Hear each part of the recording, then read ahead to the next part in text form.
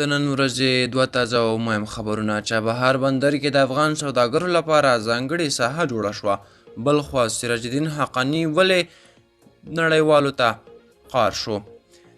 سلام، ستړي مشئ، وخت مو بخیر. پام وکړئ د نن ورځې مهم خبرونو ته. د طالبانو صنعت او سوداګرۍ وزارت مسؤلین وایي په چابهار بندر کې د افغان سوداګرو لپاره فری زون یا یوه خپلواکه منطقه یا ځای جوړ شوی، ترڅو دغلته خپلې سوداګریزې په خوندي توګه پر مخ یوسي او خپل صادرات او واردات ترسره کړي. افغان سوداګر به له دې خپلواکي منطقې څخه په استفادې وکولی شي په اسانۍ د آباد بندر او چابهار بندر له لارې خپل راکړه ورکړه ترسره کړي. د پاکستان له لوري پر افغانستان د سوداګرو د محدودیتونو زیاتوالو او په کراچۍ بندر کې په یوه او بله بهانه د هغوی د کانټینرونو له درولو وروسته د افغان سوداګرو اوس چابهار بندر ته مخه کړې او تیر کال له دې بندر څخه افغانستان د 2 میلیارډ او 25 میلیون افغانیو په ارزښت صادرات او واردات کړي.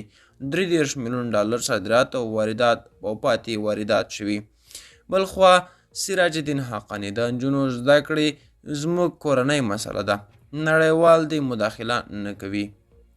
د طالبانو کورنیو چارو وزیر وایي د نجونو زده کړې زموږ کورنۍ مسله ده او بهرني هیوادونه باید په دې موضوع کې مداخله او لاسوهنه ونه کړي.